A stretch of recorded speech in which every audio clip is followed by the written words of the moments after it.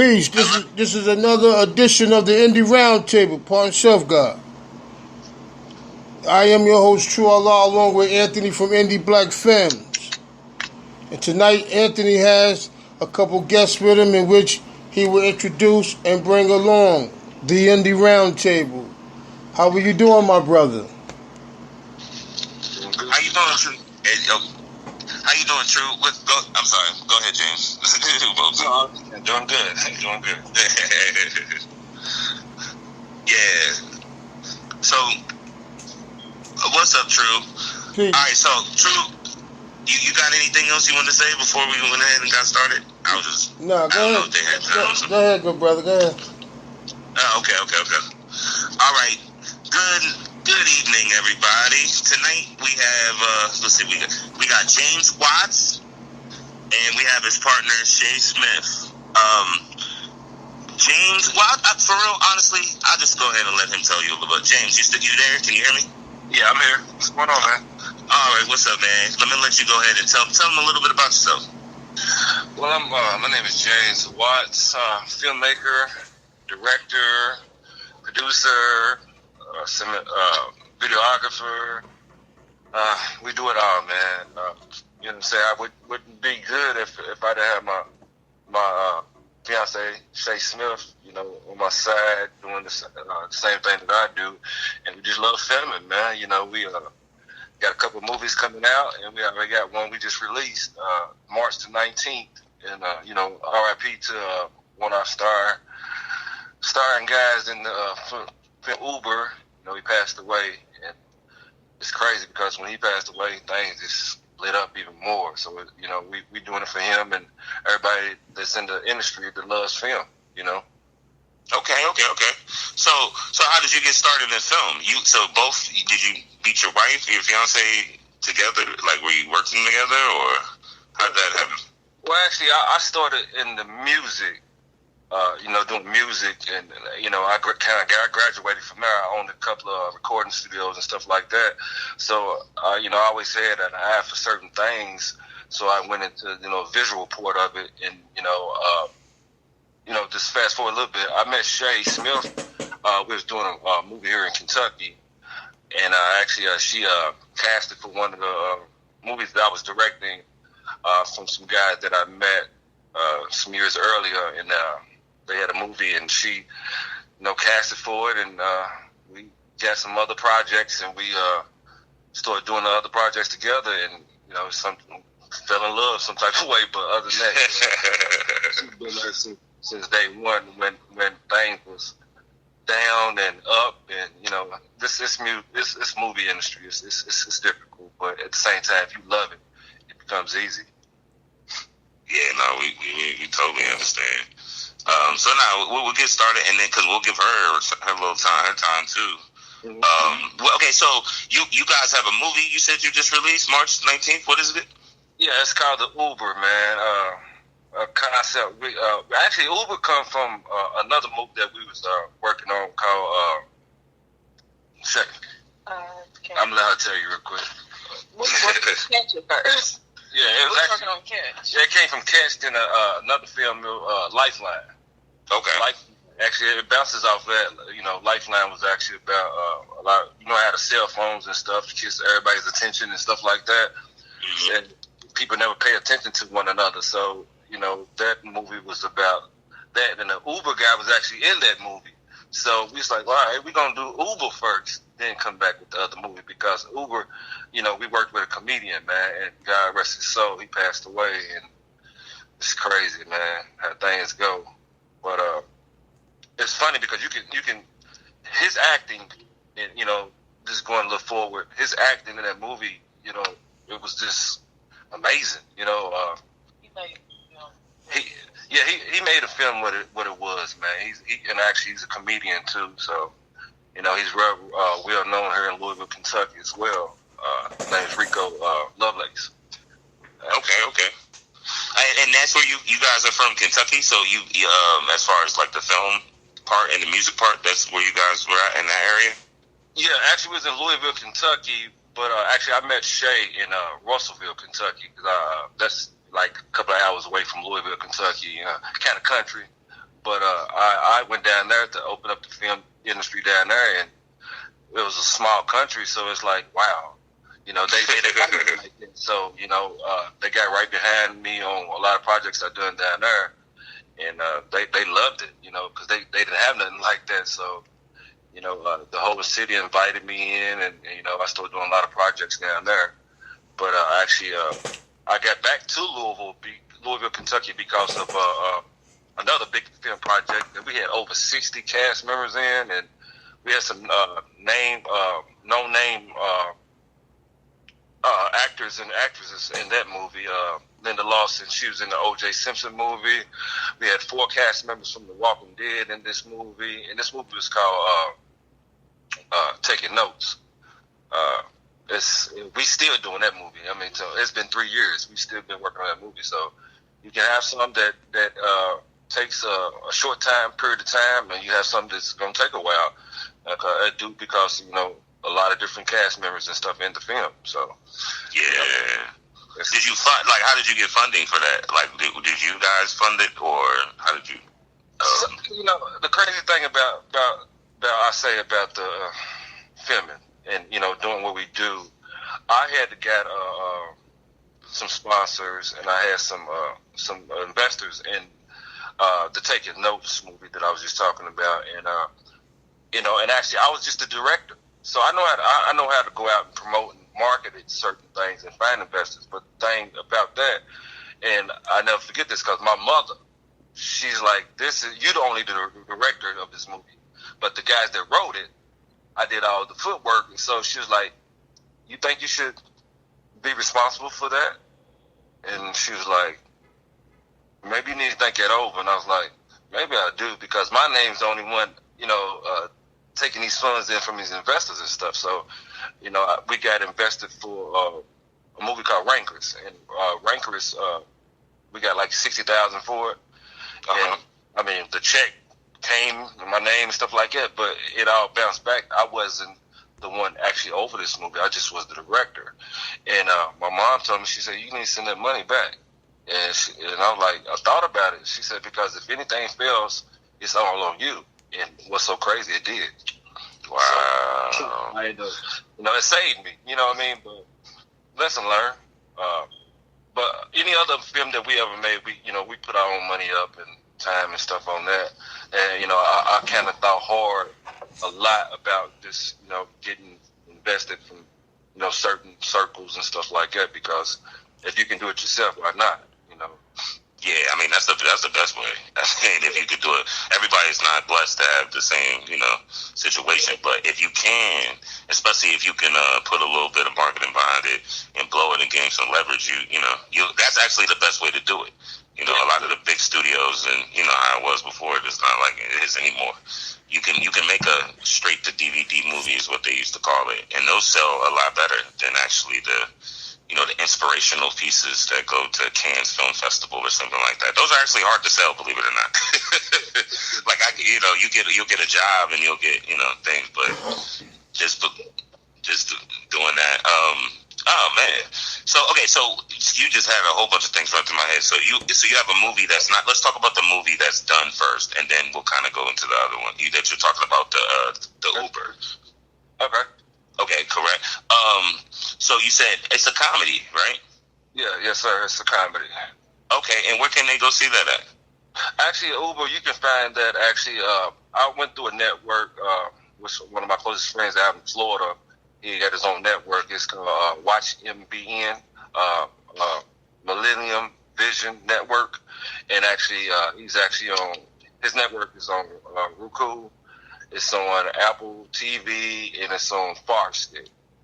And the app itself, you can download the app as well for that. But like I said, if you got Roku or Fire Stick and everything, you can find it on that. Okay. And you said it came out like March, right? Yeah, March 19th. March 19th. It took us like almost 45 days to do that film, man. I mean, oh man. And so you funded. So did you guys shoot as far as like the production? Who did the production? And are you guys the ones that's editing, or did you guys just use people that you had out there? Well, actually, we edited it. We filmed it, production. We did it all. Me actually is in a few names that was in that done it. Me, Shay Smith, Steven Anderson, and Rico Lovelace. We was actually the directors and stuff to the film, as well as Steven Anderson and Rico Lovelace and Shay Smith starred in the movie as well. Okay.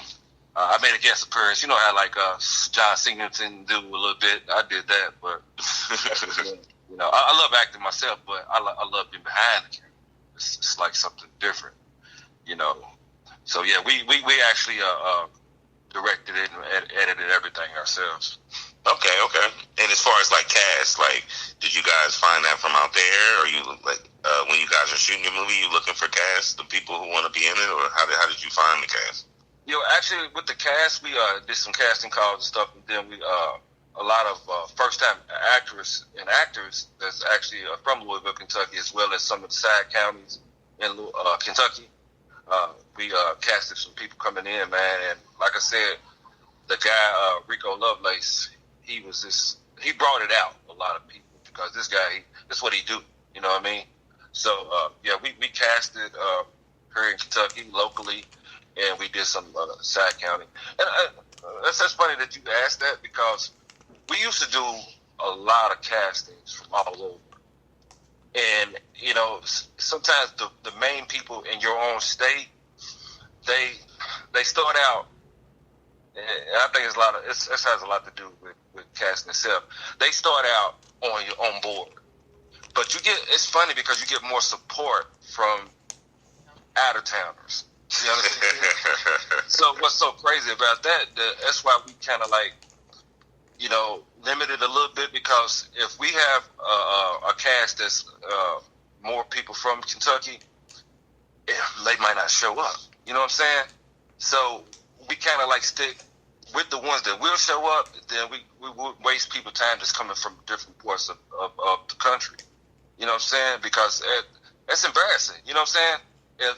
If the people that you're surrounding are not showing up, and you got these people come from all over, it makes you feel like, oh my God, you know, you need these people, and everybody have their roles. You know what I'm saying? We understand that people got personal life and stuff like that too, but at the same time, it's like it makes it hard. But at the same time, we kind of we stick to a limit of what we want to do when we cast. You understand what I'm saying?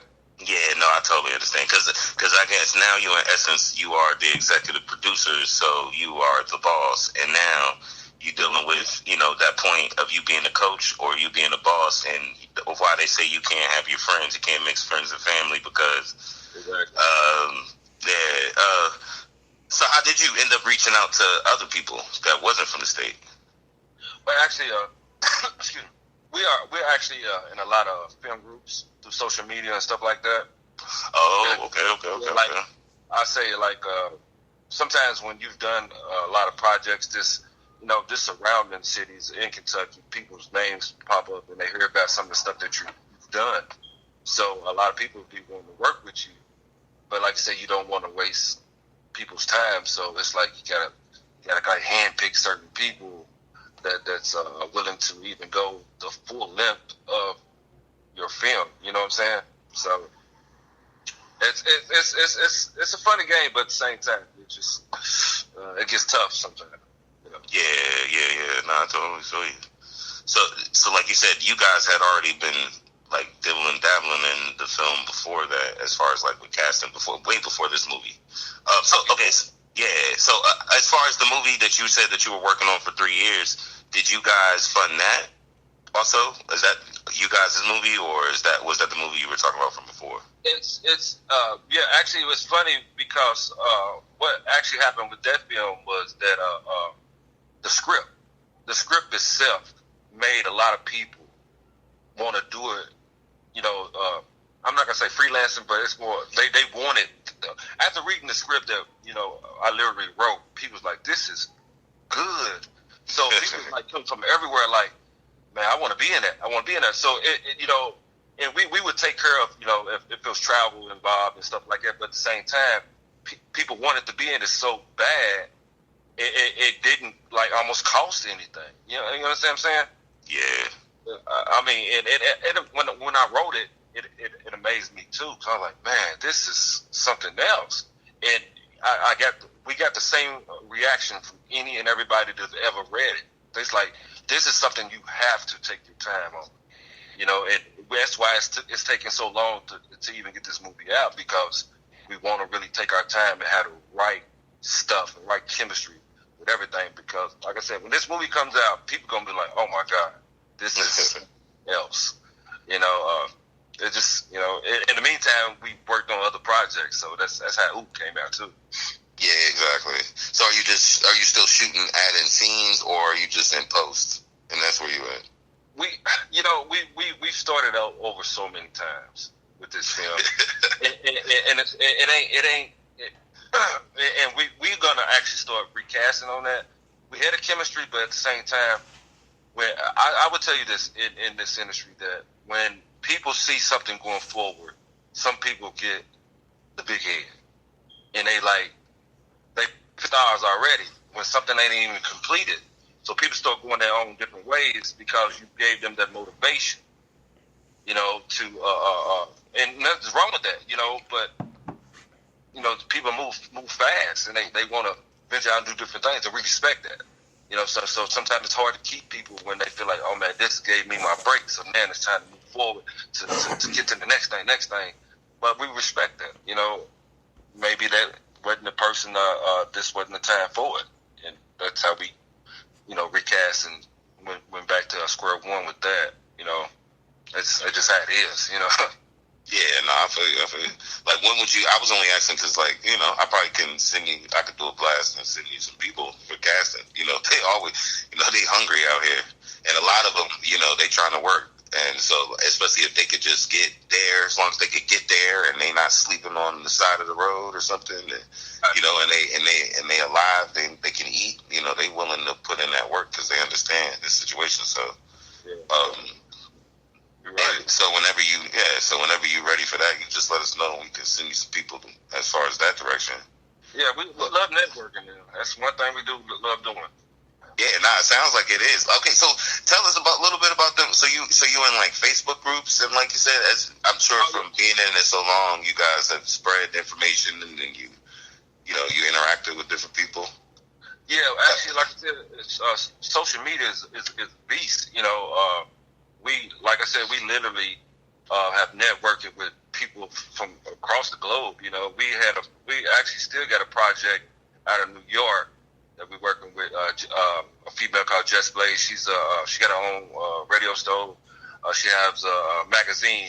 We have a project called She Likes to Hustle. That's a series that actually is based out of Kentucky and New York. What's she at? Brooklyn? Queens? Yeah, she's actually in Queens. So it came from networking through social media. And we actually started our half of the film because we get right to it. We just waiting on her half with what she got. And it all is going to combine off of one story. So we working with that, as well as some people in Annapolis. We all over. Social media has opened the doors up for us a lot with casting and getting people and networking with different companies and film people all across. Yeah, speak. No, go ahead. No, I was just asking you. You talking about the networking. So, is that how you got, like, as far as distribution, or what are you guys doing with distribution as far as the film? With distribution, it's like I know. I put it like it's like I literally do a lot of homework. I do a lot of homework. I'm always reading. I'm always seeing what's happening at the end of films, at the movies I've watched, and stuff like that. And I do homework, and I try to find out who's doing what, independently or major labels, movie distribution and stuff like that. My guy that actually got me into doing film, I literally watched him and watched his steps and how he done things. And this guy was a marketing and expert, promoting and distribution. So he ended up opening his own company, and he's had ties with Tyler Perry. He had ties with Kevin Hart. So it's stuff like that. Then, not to mention, Robert Townsend is my cousin. So it's like, hey. I mean, you gotta shoot. Yeah, exactly. People. So it's just been a blessing, man. More than anything, it's just like I have a lot of opportunities and lessons that's always been in front of me. But at the same time, I'm a true believer of giving people some good stuff. I don't want to just because I say I just made something because I made it and here it is. No, we want it to be good, you know. And that comes from a lot of help from Shay Smith too, because she gonna tell me what's right and what's wrong. You know what I'm saying? Yeah, no, I totally feel you with that. So since you did it yourself, did you guys have the equipment, or did you guys rent the equipment? No, we always said we always invest in you know camera and sound. We have our own stuff. We always upgrade when it's time to upgrade. You know, stuff like that. We keep our ear to what's coming out and stuff like that as well. You know, then me, how you know I can take something and turn it into something. And that's how it is with editing. You'll never guess what I shoot with, and I never tell people for real unless you're there. But at the same time, I know the technique to edit. You know what I'm saying? So I've taught myself how to do a lot of this stuff. So just by having a vision, because I'm an artist too. So try to have a vision of how I want things to go. You know, I can take some of the smallest things and turn it into something big, and that's not bragging. You know. It's just sometimes God gives people's gifts, and you got to show it. Yeah, no. It doesn't matter. You never guess what some people shoot stuff with.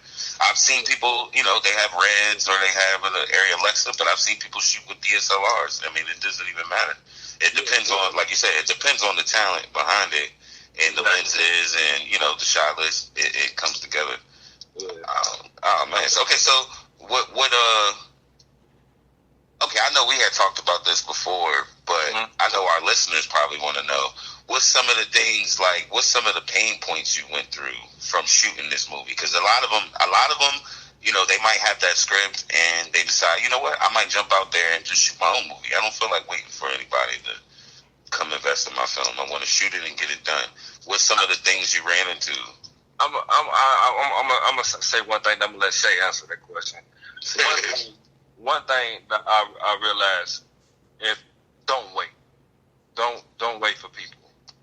You know what I'm saying? Because, you know, whoever's on the track with you is from beginning to end, them are the people that you can kind of trust to go further with other things.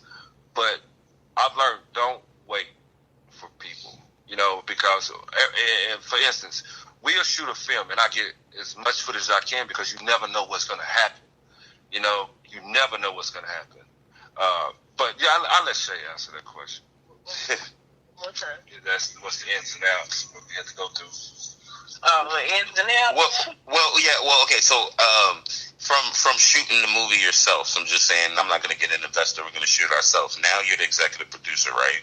I was telling him that a lot of our listeners are filmmakers, the independent screenwriters and filmmakers, and they've never shot a movie themselves. So, you know, they can learn a lot from you guys from just them completing a movie. You understand what I'm saying? So I was asking him, what are some of the pain points or some of the things, the lessons you learned from actually taking it from A to Z and shooting a movie? For me, it's to constantly keep going. I mean, you can start out with a team, and at the end of the day, you might be the only one on your team. So I say just constantly keep going, even if you got to use yourself. You know, if you got to play different roles in that film yourself. Like, there's a lot of times where I've actually just made little small short skits of me being my daddy. You know, because my daddy's funny. I can change my voice literally into his. And you know, I set up the camera and I just go for it. Or you use who's around you. Like my daughter, she's 11, and my baby's better than me. I'm gonna just say that. We use her a lot. I didn't even know that she would even like filming, but that's just what it is. She loves it. You know, okay. like the one that we're working on now. She's in that. She's all over it, and it was called Catch, and her and her best friend asked us to change the name to Best Friends, but we changed it into In the Eyes of a Child. She's in Uber, you know. So, like I said, use who's around you, even if it's just yourself, and kind of keep going. Because people's always going to pay attention. They're always going to be watching, even if they're not seeing anything. Yeah, exactly. I definitely totally understand. So it's like definitely make the best of what you got, because you make the best of what you got, you get more than make the best of type situation. Yeah, because eventually people, they might fall off, but they'll hop back on board too. True. Okay. Well, while I got you on the phone, let's tell us a little bit of something about yourself, actually. Well, a background with film. Yeah, go ahead and tell us your background with film. I'm an actress, and actually I got into acting because I love to model. I've always done that as a kid. One of my grandmothers had her own modeling agency, so I kept wanting to do it, and I was in my late 20s, and I went to an agency to model, and when I got back there, the lady said, "You cannot model," so my mouth dropped. I'm like, "What?" I was shocked, and she was like, "You cannot model, not in a bad way, but." She said, "You're in your late 20s, so you should want to get into acting." And I said, "Nah, I never thought about it." So she gave me a script and told me to read it. And when I got done, she said, "Well, you got the part." She told me I was good. And I took a couple acting classes, and that agency stopped the classes because they was like, nobody really needs it. You can actually learn on your own. So I stuck with that agency for a year, but every time I would commit for something and audition, I wouldn't get the role. And then I had my pictures, because I'm into, photography, so I would have my pictures and post it on the website, but they always got deleted, so I had asked why. And the lady said she was deleting it because she thought I wore too much makeup. And at the time, I didn't wear any. So it was the camera and the pictures and the way the image was shot. So after that, I had left that agency, and I said, I'm going to put myself out there, and I'm going to market it myself. And I literally went on my Facebook, because I barely would use it. And that day forward, moving forward, I stayed on Facebook, constantly promote myself, my pictures on Instagram, hashtagging, and it worked. I ended up, this guy was working on a film. He was my cousin's barber, and he asked me, would I be in it? He needed somebody to play crackhead, and it was called Trouble City. And I nailed that role. I really nailed it. And people started seeing it, and they loved it. And I ended up landing a commercial, Hughes and Cummings commercial. Just from people watching my social media, they reached out to me. Oh, wow. So, yeah, that's how I got into acting, and I ended up loving that more than modeling. So the lady was actually right on that part. Okay, so how did you go from acting to also going behind the scenes? James is what got me behind the scenes. I literally knew nothing about being behind the scenes. So when he came to me and said something to me about directing, I thought he was crazy. And I'm like, whatever. I don't know nothing about this stuff. This man that lost his mind. What am I going to direct? Okay. I got into that. And that was years ago now. How many years ago was that? That was 4 years ago. Okay, so you've been doing it like 4 years as far as behind the scenes. Yeah. Okay, how do you feel? How you like it? I like it. I mean, I love being in front of the camera more though, but for the most part, I like it. Okay. So the acting, I mean, it's good because have you ever tried to find casting calls? You're asking on behalf of some of the actors in here. They ask that question all the time. Like they want to know how do they know if they're going to a real casting call? Or again, you went to an agency and hearing some of the stories of being at an agency, they definitely love to hear that. You think it's even worth it going to an agency, or should they do it themselves? I say do it yourself. Honestly, I really do. I say do it yourself. I mean, the network is out there. It's so much out there that you can find and search on your own. You can really do the footwork that they do. Yeah. You just take the time to be able to do it, and have the time. But for me, I'm speaking for me. It was better for me doing it on my own. Okay. Mm-hmm. Hey, so did you go? You said you went to acting classes. Did the agency put you in the classes to begin with, or did you take classes beforehand? The agency put me in them.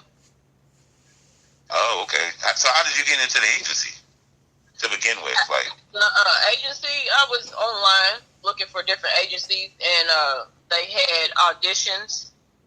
Actually, the day that I went, it was storming so bad. I went out in the middle of a storm to audition for that agency, and it was only like me and 2 other people there. A lot of people canceled and didn't want to come because of the storm. True. And I didn't even know that the agency was here in Louisville. Like I said, I just got on Google and started searching different agencies because I remember when I was younger, my mother had me with Cosmo. So I was kind of actually looking for that agency in particular, but I ended up finding another one. Okay. So how does an agency work? Like you said, you had to do the work yourself. You was at the agency, but you had to put in the footwork yourself, or they was bringing you stuff and it just wasn't good. They would put different castings up on their website, and I would have to go and submit for it, and then I'll do the video audition, or either I'll travel to wherever it was to do the audition, and then wait to see if they call me. But if they contacted me, I had to notify the agency and let them know and everything like that. So so it was a lot of going through them to get the work. And then I had noticed that once I got in like a lot of the film groups on Facebook, I had started to notice some of the movies that they were putting on their website, that agency put on their website for casting, was in Facebook for free, and I'm paying them, to find these castings, but it's already here for free. Wow. So they was going to take a cut from it if you were to get the role, and you could have just found it yourself. Yeah, exactly. Oh man. All right, man. And yeah, I found that show a while ago, Devious Maids. It used to come on. I got cast in that as a patient, and I went to Atlanta for that. I met a pretty nice amount of people on that set. They, an older couple had taught me how to do my resume and told me what to do to keep going. So their advice helped, and they was like, even if you're an extra in a film, never put extra. So like I was a patient, so I would put patient. If you're a store clerk, don't put that you're an extra. Just put you're the store clerk. Exactly. And so you guys, when you were looking at were you looking like in the general Facebook groups? Because I know I seen the Facebook, or were you doing like casting in Atlanta, or were you doing like casting in New York? I just when I go on Facebook, I put film groups. That's what I put in. I always put film groups, and if I don't find anything that I put in that, then I would put Atlanta, or I put Louisville, Ohio, things like that. And then a lot of times you can find it on people's page that's on your friends list. A lot of people share a lot of things. Like we have a friend, guy named Ryan Yates, and he started off as an extra, and then he started a film group, a background film group, and he shares everything in there. Okay. Yes. So go ahead and give him a plug again. What's his name? What's the group again? Because like I said, a lot of actors would love to hear that. It's called Background Film Group, and his name is Ryan Yates. Like, he shares it in the film group. He shares all of that on his personal page. If you need advice and you reach out to him, he'll respond. He's a very nice, cool guy. And he started with us. Wow. And he started in taking notes, and then he went from there. He blew up. I can't even name everything he's been in. He's been in a lot. His resume is long. Yeah, that's amazing. That's amazing. And see, I think a lot of it is networking. You know what I'm saying? I say it so much, like we trying to get some support from your friends and family and, you know, the people around you is like pulling teeth before you blow up. Now, when you blow up and people from out of town start showing you love, then they'll fall into, you know, to place. But Right. I mean, but if you're not talking to anybody, I like to ask people, like, how many new people do you talk to a week? You understand? Like, not people that you already know, not people that you talk to. How many brand new people that's in your industry that you actually talk to?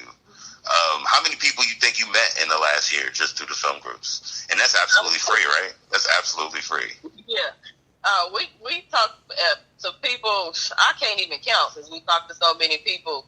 And a lot of them, honestly, don't even be in the film groups because we actually own two companies, and one of them is a cleaning company. We're going to a lot of different people's homes, nice homes, and you'd be surprised who these people are. Okay. So we make connections that way as well. Okay. All right, well, I ain't going to hold you too long. You can go ahead and say anything you want to say or shout-outs you want to say, and then I'll let James go ahead and wrap up. We'll ask him a couple questions and wrap it up.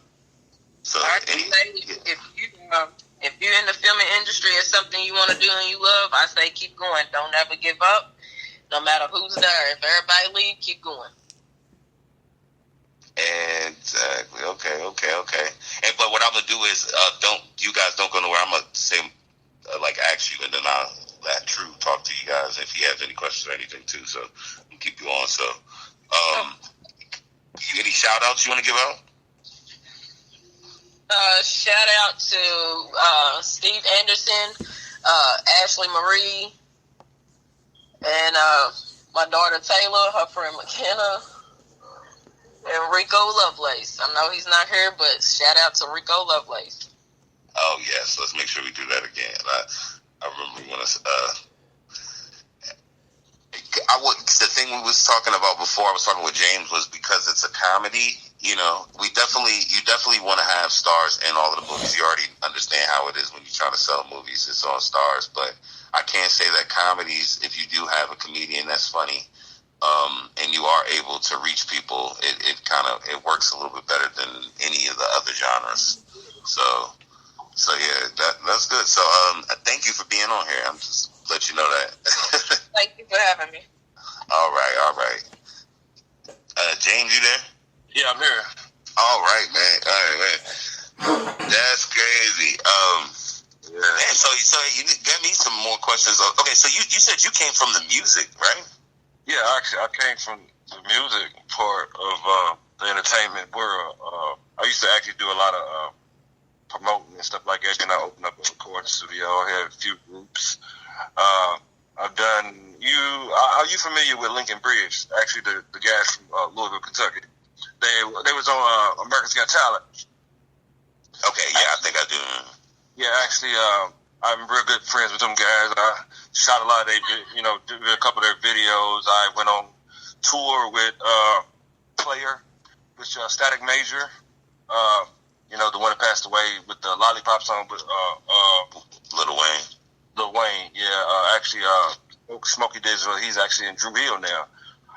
We actually grew up together and did a lot of stuff, going on tour, solo tours with Smokey and, open up for Car Thomas, a lot. I used to get into the music real, real heavy until I felt the vision of doing film.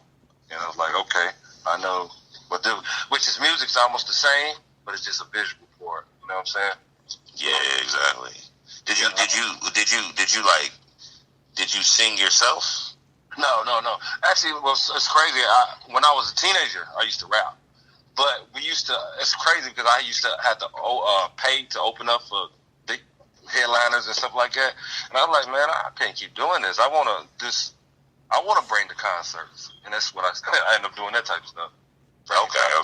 Moving and stuff like that. Instead of paying to get on the stage, I have my own concert, then I don't have to pay people. You know what I'm saying? Yeah, so you was like a promoter out there. Yeah, actually promoter, but with the like I said, I got a long list of family members that was actually in the Motown area. So like Johnny Taylor and people like that from Temptations, my couple cousins and stuff like that. So it's down my family, man. a lot of, the roots and stuff. My mom grew up with Stevie Wonder in Michigan, stuff like that. So it's always been there. Okay. And did you do like, I guess, was it like music videos or something that transferred you to film? Yeah, actually, I started shooting music videos. Actually, I was on vacation in Orlando some years ago, and you remember they used to have MTV Cribs and stuff like that on MTV. And I picked up the camera and I was like, man, playing like I'm at MTV Cribs and nice old mansion house, and I was like, man. Then I started editing that film. I'm like, man, I'm good at this. Then that's where it started from. It started from a video I shot like I was at MTV Cribs, and when I started editing it, it looked so good, and I showed people, it's like, man, you good at this, and that's what got me going with it. And okay. Go ahead. No, I'm just reading and paying attention to certain things in life. Trying to make movies out of anything that comes around. Okay, so in doing all of that, so like from directing to maybe even shooting to editing and effects or whatever, what do you feel most comfortable doing? Like, where you feel most at home? Do you like editing and effects, or do you the sound and stuff, or do you like actually directing and actually shooting? Actually, it's hard to say with that because you need all of it to make it happen. And I've found out a way to do it all. With the editing and directing, painting a picture is what, like I said earlier, that I do art. Paint a picture. I look at everything like paint a picture. It all falls in place. You can't have one without the other. I've seen it done too many times, and that's what taught me not to do them things the wrong way. I still see movies that I'd be like, oh my God, how did they get there? But I don't knock them because everybody has to learn. I'm sure when I came into it, I didn't have that same type of ability that I feel I have now. And you can only get better and better and better, but you got to want to do it. And that's, I always had a want to do this type of stuff, to tell a story or, just write, stuff like that. Yeah, that motivates me. I can be down long if I sit in front of the tools to edit to some stuff. I'm happy. I'm happy the rest of the day, and it grows in you.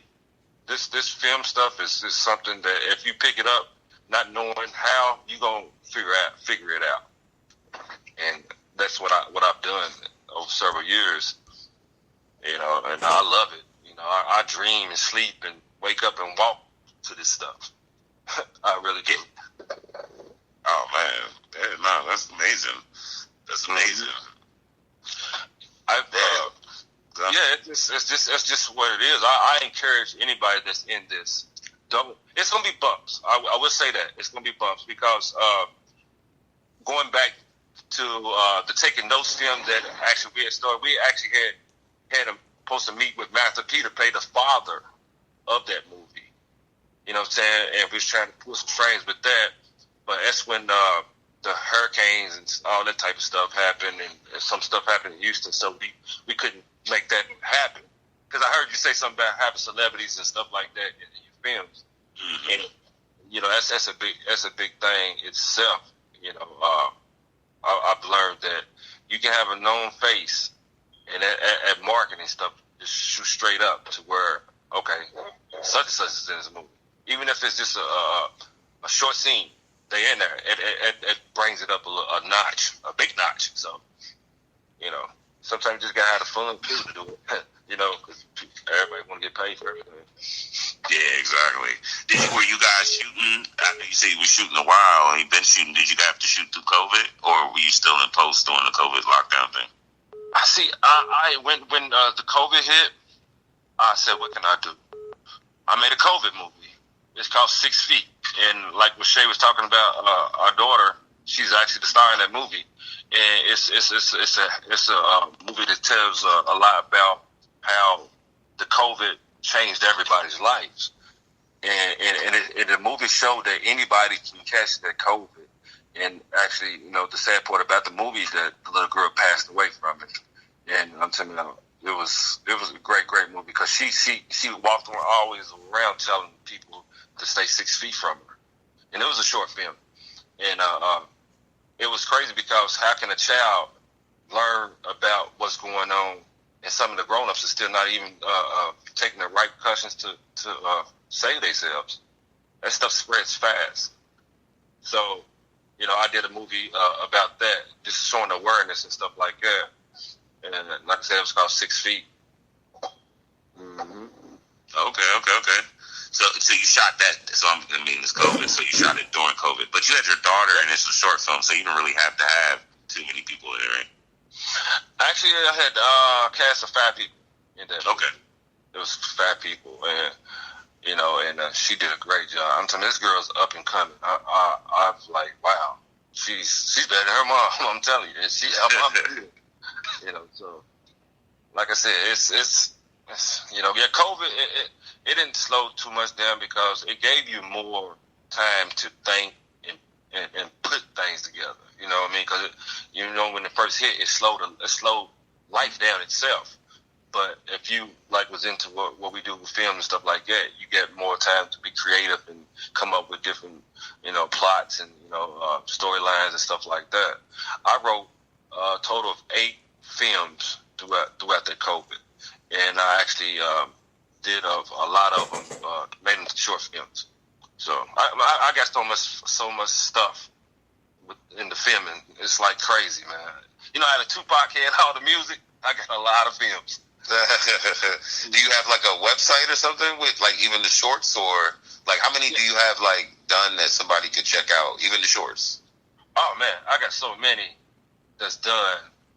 And actually, I can go through the website and stuff like that. It's so many I can't even count, man. You know, because like I said, I dream and sleep film. That's all I do. And outside of, you know, our business and stuff that we have, but at the same time, the filming is just, I don't know, it's like a high to me, man. You know, I can turn anything to something. That's how I feel when I pick up my camera.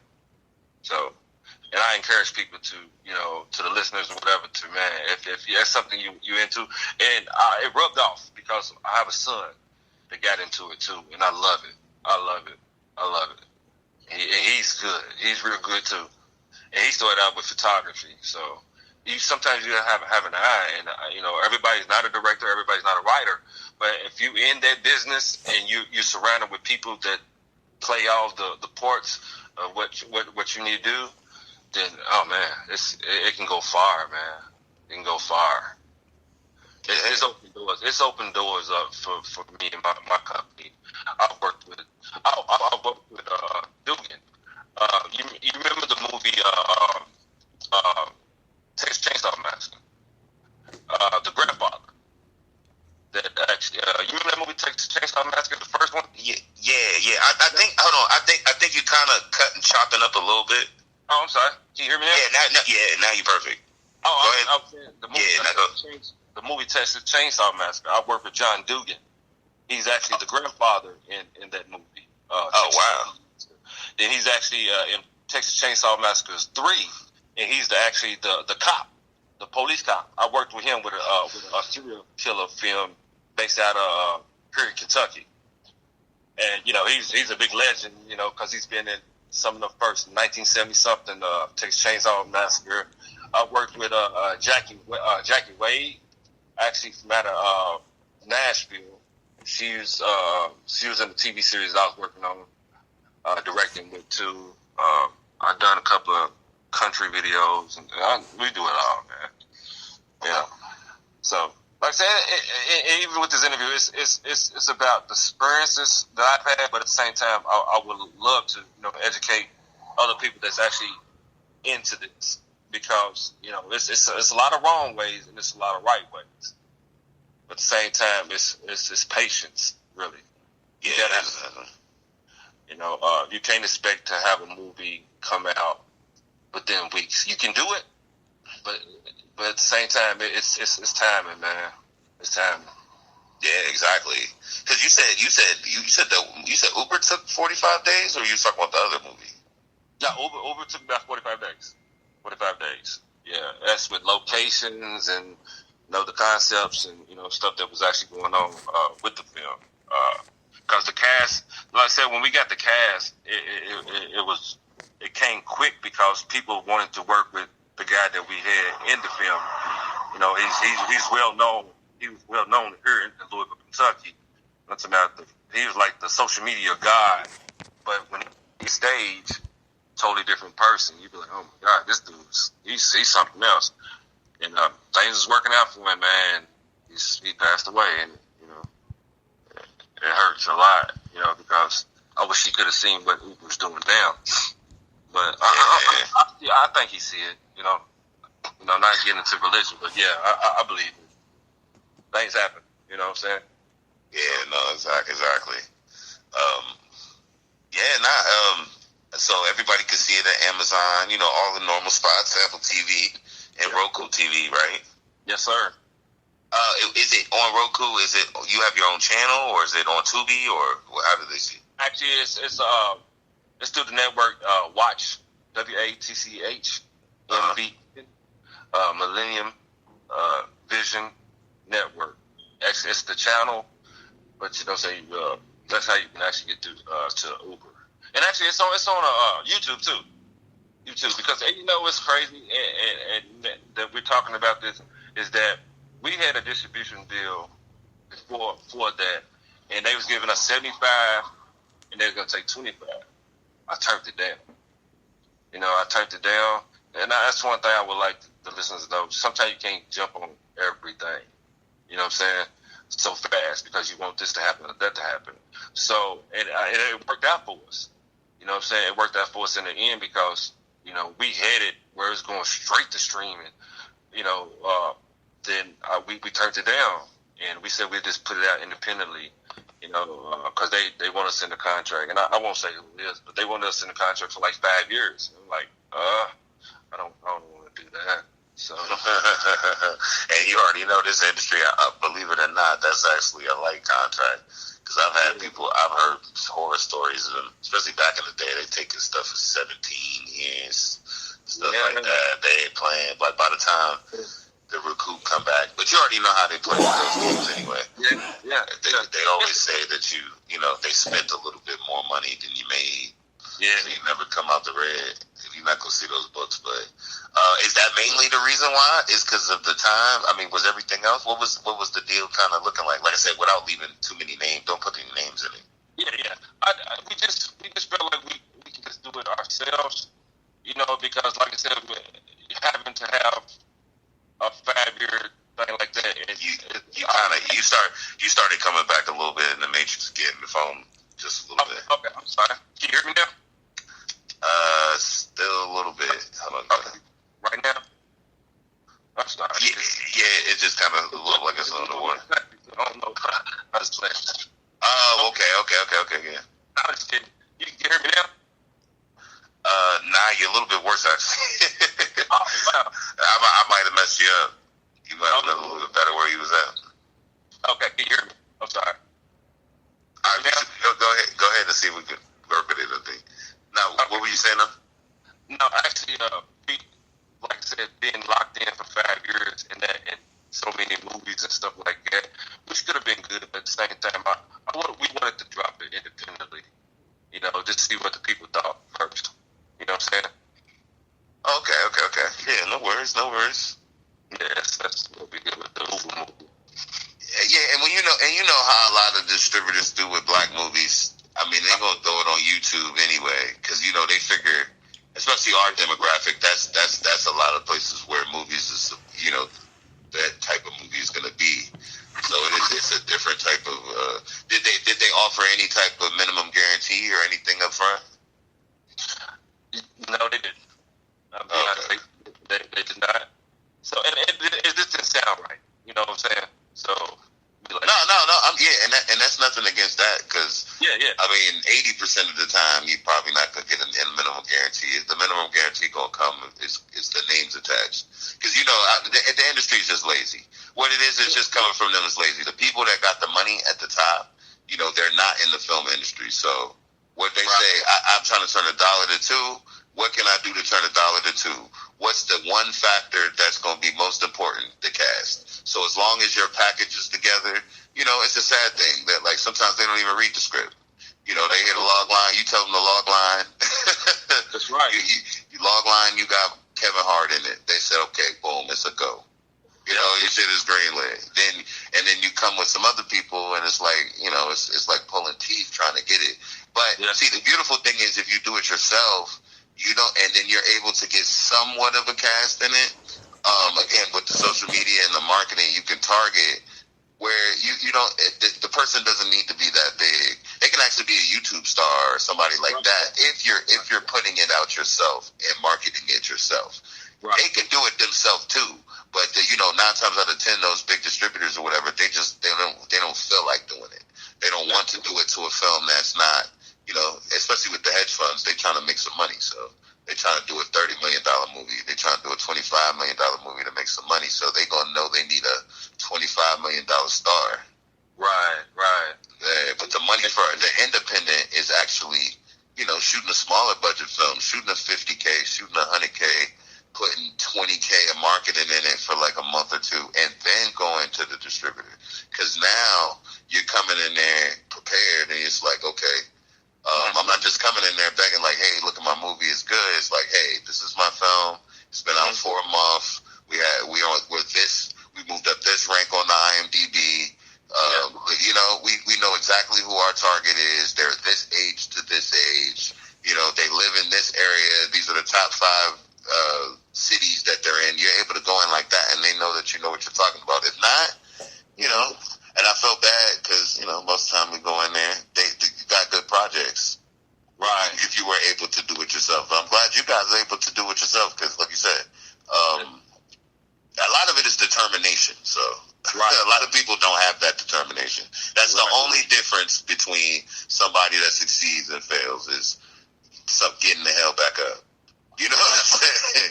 Everybody is knocked down 50,000 times. It just gets to the point where you're just like, all right, I know that I'm going to get knocked down, but it's not even, like, basically, it's not even really an obstacle anymore. It's just, you know, inconvenience because you know you're going to get through it. It's the energy, like, I'm going to figure this out.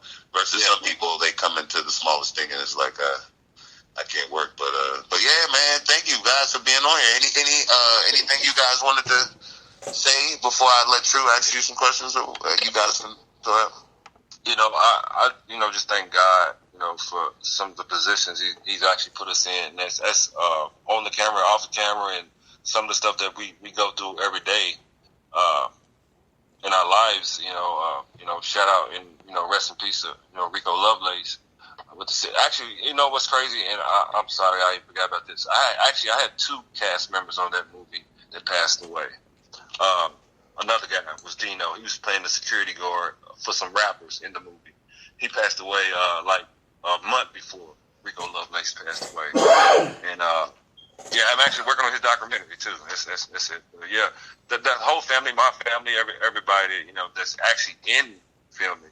You know, up and coming artists, from, you know, the actors to the actors, you know, producers, directors, even person that's holding the lights. You know, shout out to all of them, man, because you need all of that to come up with a project. But I know what's so funny though. You know how they used to say the person on the basketball court that all dressed up and everything, look like he can play ball, can't play ball. Yeah, that's how the movie industry is. You never know what a person or what they see in their vision and what they can create. And I actually that's how it was with us. You know what I mean? People they knew the talent was there, but they didn't know what we can actually bring until they started seeing it. And it's crazy because we had to go outside of where we at. Cause we do more work outside of Kentucky than we do in Kentucky, and that's crazy. I don't understand. I don't understand it. I don't understand it, man. But sometimes it ain't where you at. It's just what you do and what type of moves that you make. And we've been blessed to know how to maneuver in this whole situation. You know. Oh man, yeah. You're definitely an inspiration, because a lot of people, like I said, still trying to get off the bench. Like I said, they've written maybe 50 screenplays, and it's like it gets to a time where it's like you got to do something, even if you do it short. Yeah, even if you do it short, you got to have something to show somebody, right? Yeah. That's it. You got to have. You said it. You have to have something to show somebody. You can, if you don't have it right there, you can't show somebody.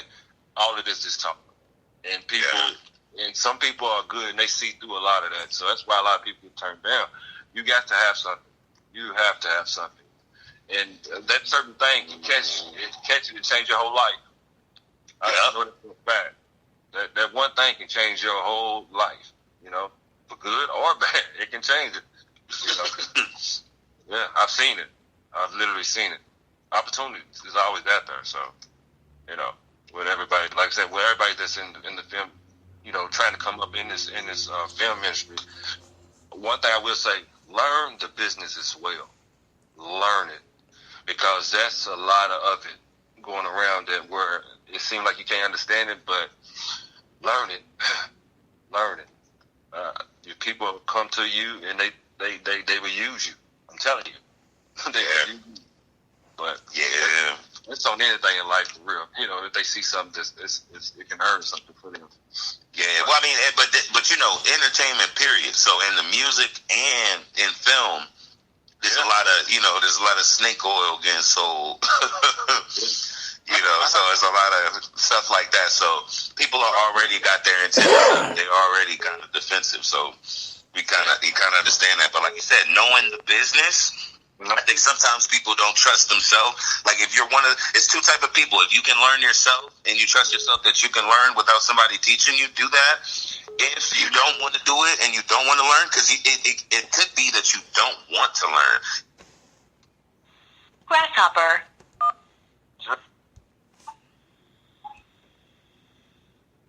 And yes, maybe you should get somebody that can do that proficiently, because somebody does that and that's their passion. Even if it's stacking papers or something like that, or organizing, something simple as that. I do know some people that's like, they could never sit in an office or in a chair all day. Like they have to be going out doing physical work or digging or something like that. That's not me, but that's at each to his own. Yeah, I tell people, because I'm 45 years old, right? I tell people, if you want to see something and you take your own mind and figure out what this movie's telling you, then watch Hollywood Shuffle.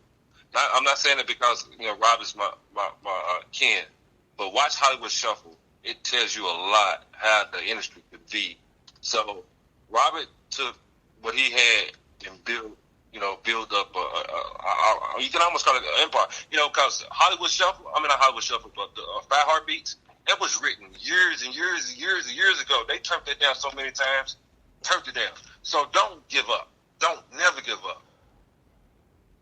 So that's what I'm telling the listeners. Do not give up, man. If it's something that you want. If you invested in $5,000 or $10,000 camera, use it. Don't just let it sit there, because you're going to come up with something. And that something might be the one to get you through the doors. I swear to God. That's how it happens. But yeah, man, thank you, man. You did drop some knowledge, some jewels, man. So I'm gonna let my partner True, my co-host True, get in and say anything he wants to say or ask you guys any questions so you guys connect. True, you there? Yes, I'm here. And then, pardon me, in the midst of y'all talking, another caller came, buzzed in. So I added him on. So it is another caller on the phone with us. And I don't really want to ask him a question because you asked him a lot. I just want to, take my hat off to him and his wife for being able to be steadfast in the face of adversity. And when I say that, and I mean it by this, I heard you speak a lot about the support not being in your backyard the way that you think it should be. Or the people that, you relied on, sometimes they don't show up, and sometimes people get extremely big-headed when they get a little taste of a little something, and they don't let the process fully go out. In the midst of being that part of providing what you're seeking, because what you're seeing in your mind is in your head. You have to illustrate it out to everyone that you want to be a part of it. The things you see is embedded in your mind. So being able to do that, and then in the midst of you being able to orchestrate that, death knocks on the door. That has a tendency to throw you or your wife off your rocking chair. So at some point between you and her, one of you all found the strength of each other to be able to budge a little higher. Then in the same process, 30 days or less more, you lost another friend in which you spoke of his name 4 times in the midst of your conversations of talking. So what I want to do, again, I don't want to talk, or ask questions. I just want to give your partner a moment of silence. Appreciate that. Because of what he meant to you. And what he meant to you is going to help you get where you need to be, because you honoring what he meant to you, to so many people right now. So again, I take my hat off to you and your wife, and whatever your child or your son may be able to be, it's because of what God planted in you, in them. And they're watching y'all struggle in the midst of adversity. Not what's good. They already know what's going bad because they're a part of it. They see it. But the strength of you and her allows them to aid. So again, all of that around you is like rich vitamins. It's like organic fruit around you. And then you got to realize when you are sitting in a field, you oftentimes get seeds that don't see what you see. They oftentimes not going to sprout when you sprout. They oftentimes not going to be on time when you need to be on time. But as long as you continue to place water on the vegetation that you know that you see value in, your vision will harvest, my brother. Hey, that's deep. Hey, you touched me right there. That's deep. I've never met you, and I don't even know what your face looks like, but I envisioned who you was when you were speaking. That's crazy.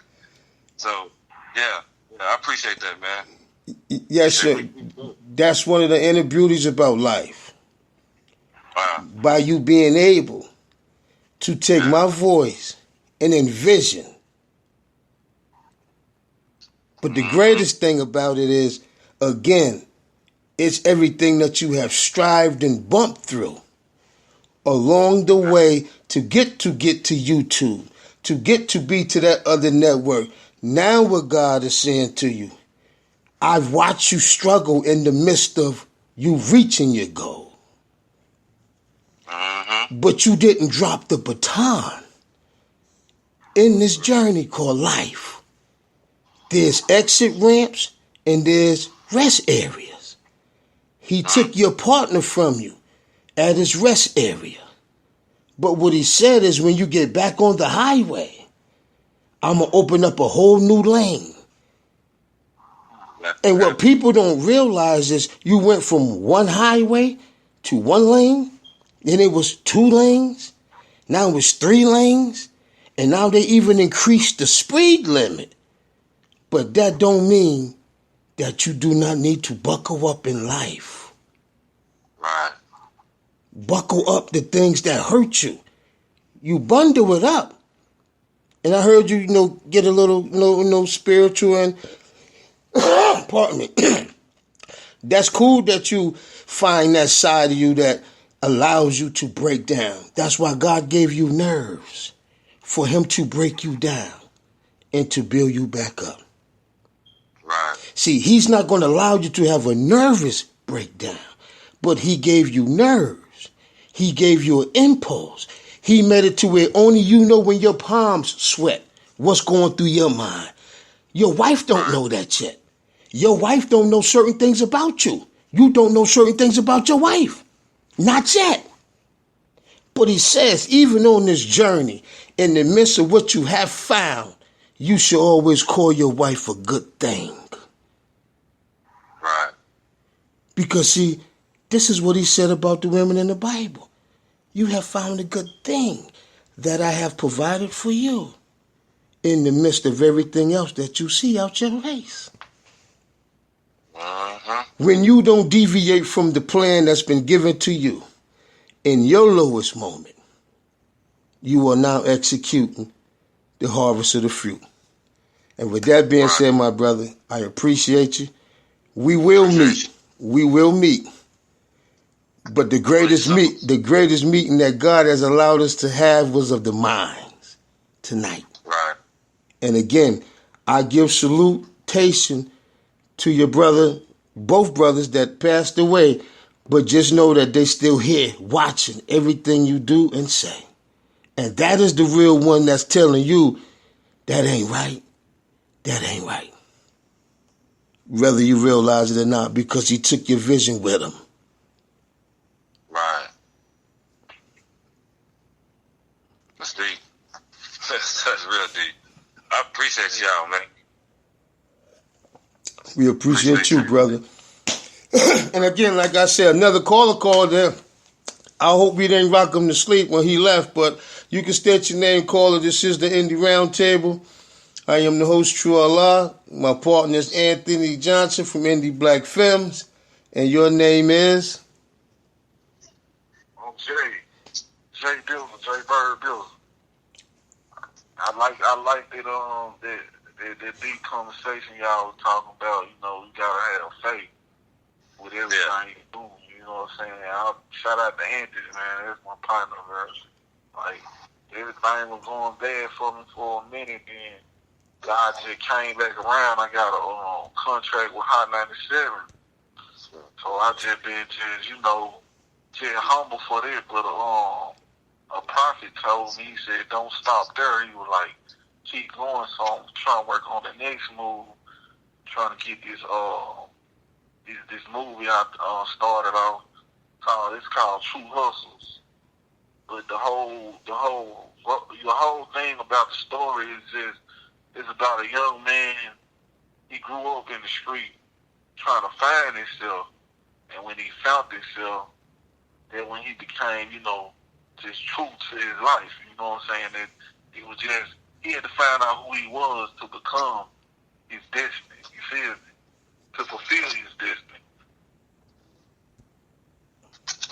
You know what I'm saying?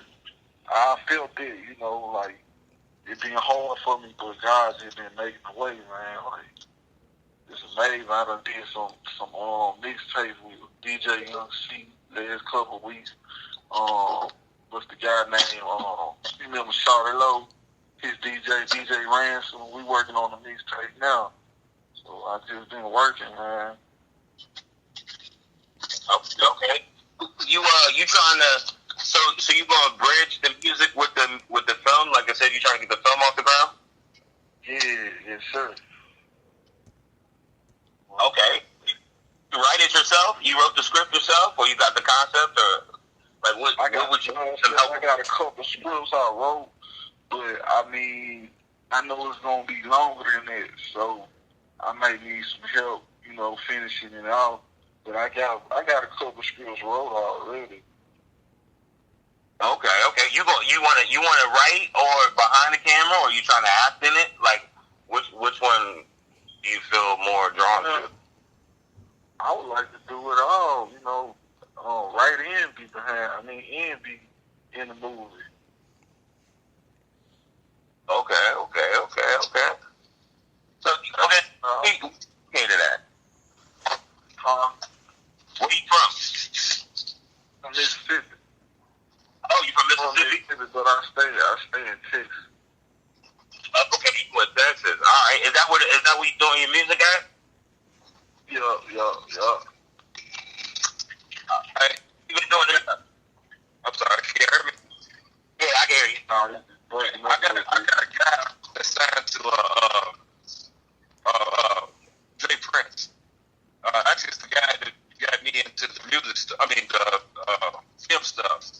and he signed with the label down there. I'm gonna get your number, man. I can turn you on to him. Yeah, good love right there. Okay, and James, also touch base with True too, because True is also he's a manager. He's Murray's manager. He is an artist. Chris Payne. He has a lot of artist managers. So you probably want to touch base with him. Yeah, that sounds good, man. Most definitely. I appreciate it. Anthony got my number too. I mean, you can get it from him or whatever. Yeah, he's actually with Rap a Lot, a sound label, and that's the guy that I've looked at for years, man. He's a great guy. I had a show coming up, but like I had to put it on. I wanted to put it on the radio for the promotion and everything. I had to get this contract looked over by my lawyer, so it was a lot going on. So I had to reschedule it. But I had like over 3,000 people that was coming. That sounds good.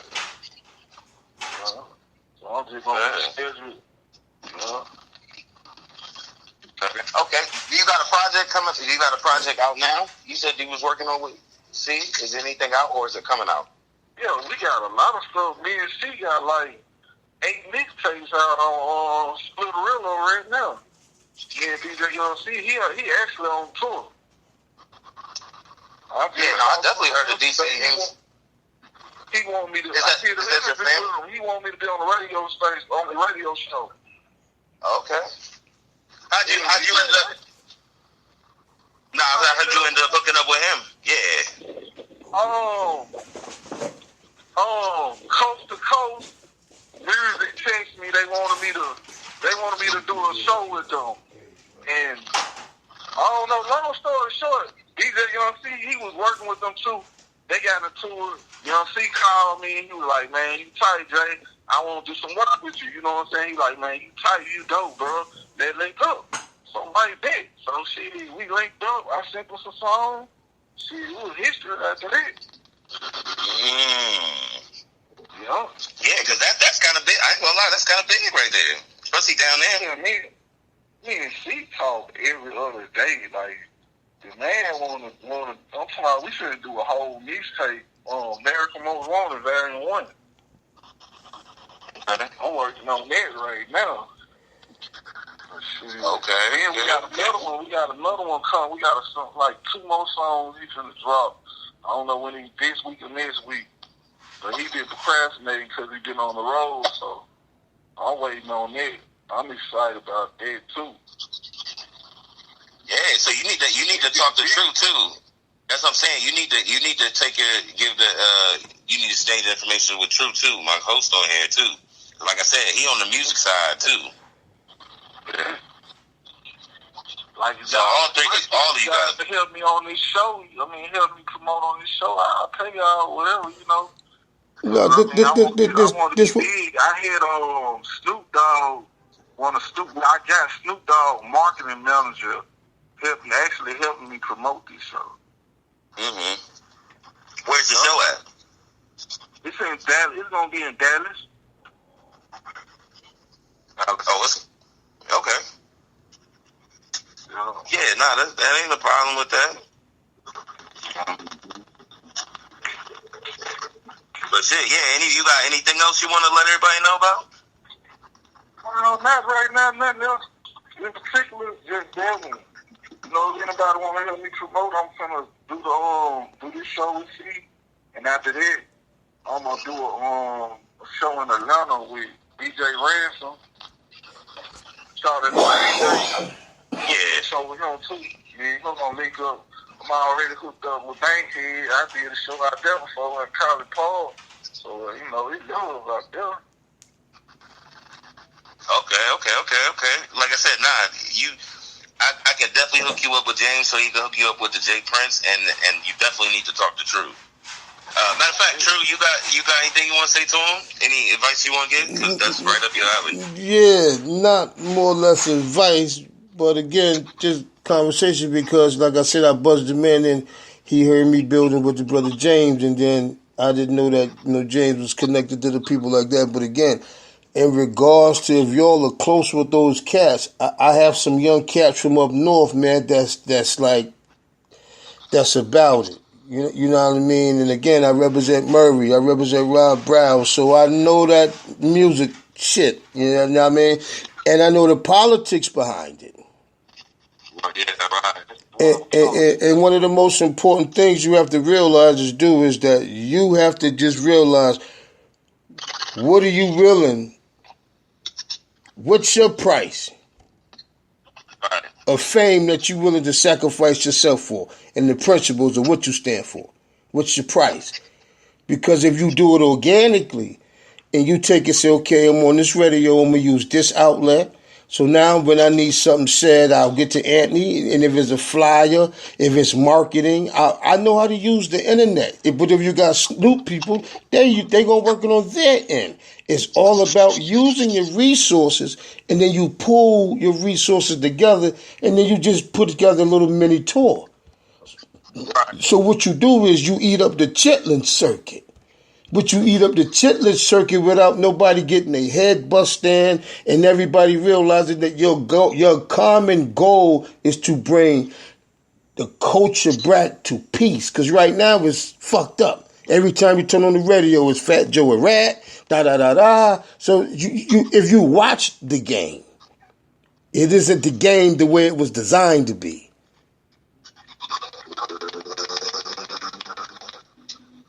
So, it's just principles in it that, you can take hold. But, you got a mixtape, you need a couple dope tracks, I'll send you some crack, and I guarantee you'll tell me, oh, yeah. Oh, yeah. Yeah, we can link up. We can most definitely link up on some tracks. Most definitely. Yeah, I got 2 different artists. I represent 5. But I got 2 different artists that I know right now, if I sent you any one of their songs, you'll text me back or say back to me, yeah, your man right here fire. Yeah, okay. I bet that. I tell you what, since we on live and we keep it 100, well, I'll keep it 1,000. I'll send you the music. If they nice, you put them where they gotta be. If they ain't nice, you got free marketing. I'm gonna help you with the marketing anyway. So it's a win-win for me. They love right there. They love right there. Like, we can do some tracks or whatever. I got a bunch of music I ain't even put out yet. So I'm down, you know what I'm saying? Like I say, what I'm going to do... Link them up with all my DJs and everything. What I'm going to do, I'm going to send 2 songs to Anthony. 2 different artists. Yeah. Anthony going to get them to you. I just want to hear the response when Anthony said back to me, because this is the faith I got in him, because this is what it's all about. It's just about when you get what you got coming to you, the opposition stands in your way. See, anything that's blocking you, you don't give it to the devil. We can't give the devil that much credit. See, you got to realize that it is God that put every pothole in the street of our life. And he made 1 and 2 decisions for you to make in a split second. Do I go around or do I go over?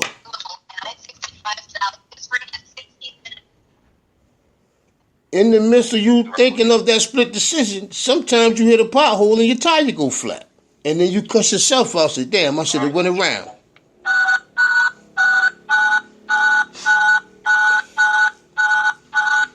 I don't know what that is. I don't know either. But, you know what I mean? It's all blessings and love, man. So, you know what I mean? It's all blessings and love, man.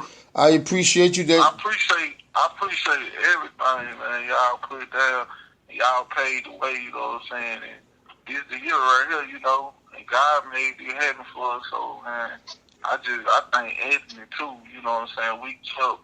We kept in contact, and, you know, that was really just, you know, I appreciate that. It really pushed me to get to this next level. Well, one of the best things about life is this, man.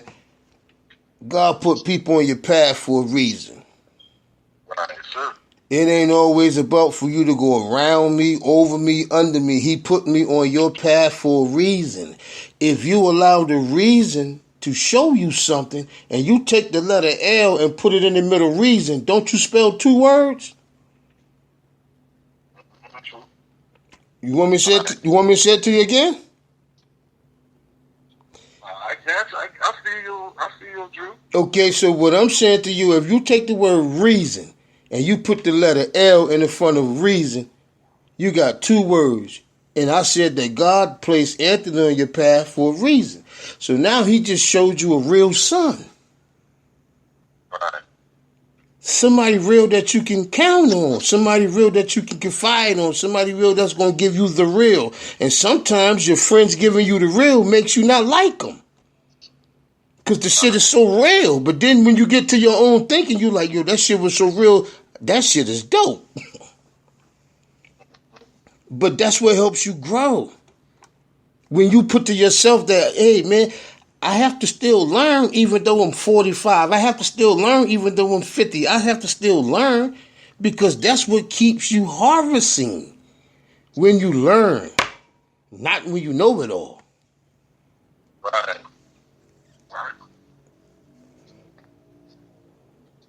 That's what keep that steel sharpened. See, you got to realize you steel.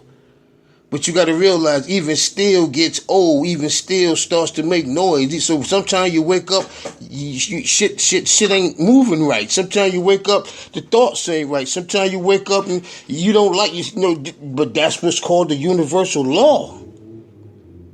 The maze of life. The Ferris wheel. You're doing the same thing every day and you want a different result. How? And that's what it is. People get so comfortable in their own little way to when you step out the box, you feel uncomfortable. Some people camera shy. Some people got to go to acting classes. Some people just are natural. Right.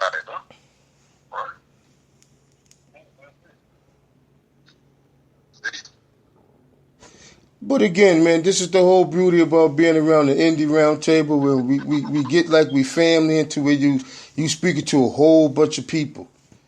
And then what's going to happen, there's a playback that you'll hear yourself and you'll see how you just hear yourself. And sometimes it's kind of like, whoa, that's me talking. And that's what it is, even though you see yourself on film. Because I done been in 1,000 videos. I ain't want to. But I done been a part of 1,000 videos. We just shot the Fight the Power 2 video in Long Island. I just been a part of a car show. They just had all these festivals in the city. And so much behind the music that you could be a part of. But the whole thing is, the music industry is no different than the film industry. Everybody's seeking the same thing. Because I heard everybody talk about recording, but what is very key about your movie, I think, it should be the sound.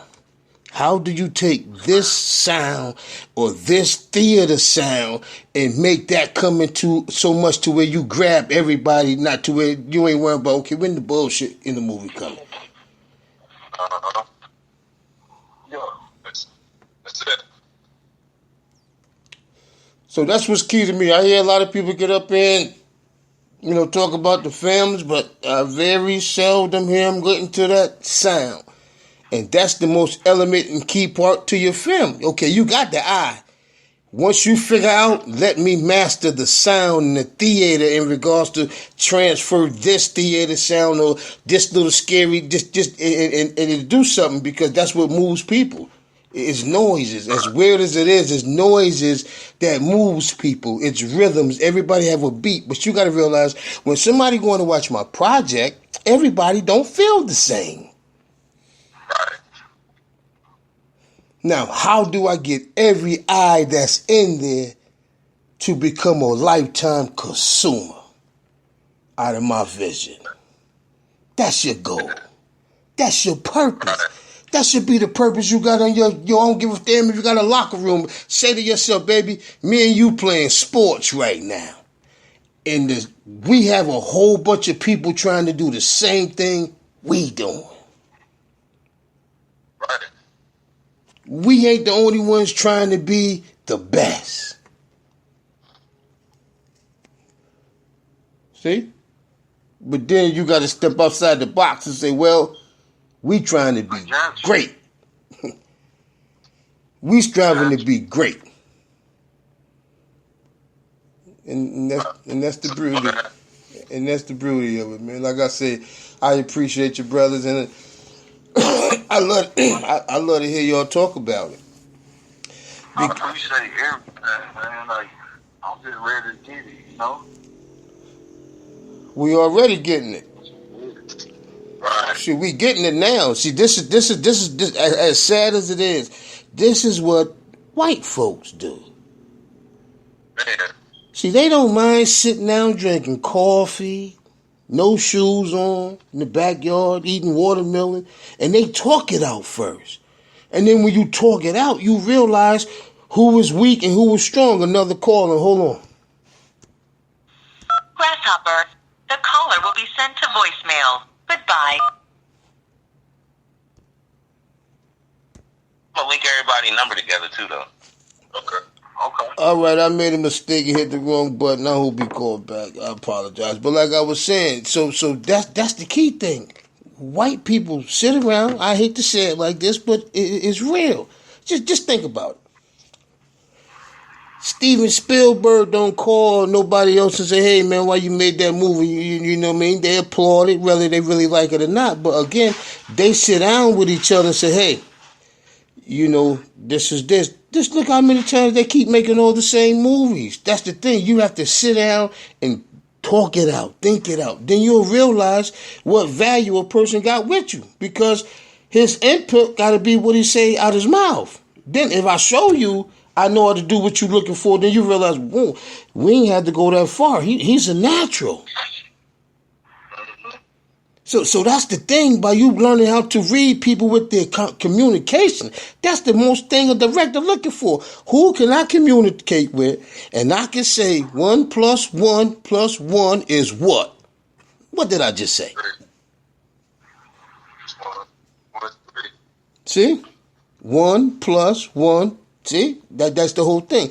Now you want somebody to be able to follow that too. You know, okay, I just gave him that. He's doing that there, right? Now let me make sure over here is right. Because you got to realize, everybody have their own organic life. The caller called back. Hold on.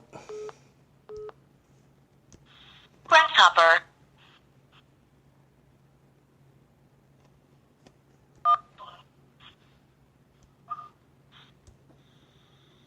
Appreciate it, man. I'm hearing some stuff from Dad, though. Yeah, man. Yeah, that's what I'm saying. Everybody up, and then sometime this week when we both got time, you know, I'm gonna touch base with both of y'all. All right, the caller. I added the caller in. Caller, we was having a quick conversation, but I'll let you state your name. Hello?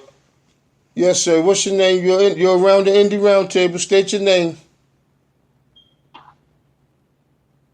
Hello? Yeah, you got. I think you on a speakerphone. You got to come off the speakerphone. Come on, speak. Yeah, you got to come off the speaker. Just talk regular to the phone.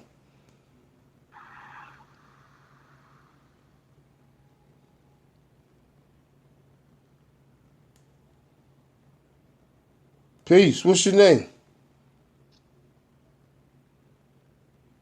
There you go. I don't know what happened, but Oh, but yeah, brothers, man. Like I said, man. Can y'all brothers hear me? Yes, sir. State your name, sir. My name is Dallas Brooklyn Bay, and how y'all doing today, man? We doing blessed, brother. Peace. Okay, all is well. I've been listening to, I think you said that door day? I'm in the interview. I've been listening to y'all, what y'all has going on, you know, brothers kicking some divine knowledge, but the thing we got to understand and recognize in this electrifying age of time, one is racing into this life without complete knowledge itself, of where we are going and what the end will be. We've been so disconnected and out of touch with self, that selfishness, avarice, greed, and time borders, that's all it's at its all-time high. And as far as Steven Spielberg and them here, they putting down what they put down, but you know, really meant to put down a cold demonstration over 300-400 years where it's still working to this day. Until we understand and recognize self and come as one and with unity, we're going to never get nowhere, man. Right. Don't be surprised when we show you their true intent. And ones I'm talking about is the ones like us. That brother who put that movie Us and what's his name? And the brother who made Us, movie Us. Are you talking about Hill? Yeah, he put the cold demonstration that was going over one's head, you know. I'm a more Samaritan, you know what you already when he is, but I'm gonna say this, you know. Like according to science means death, bad luck, and gloom.